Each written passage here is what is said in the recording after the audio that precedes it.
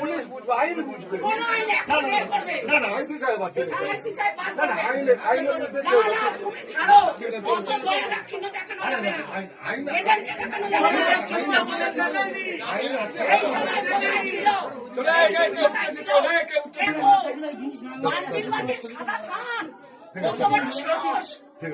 সাদা থান দেখেছে, ও মেয়েদেরকে কি মনে করে?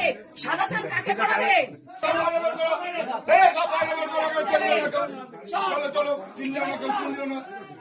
পুলিশ বাইরে বসে আছে, পাবলিকের মার এবার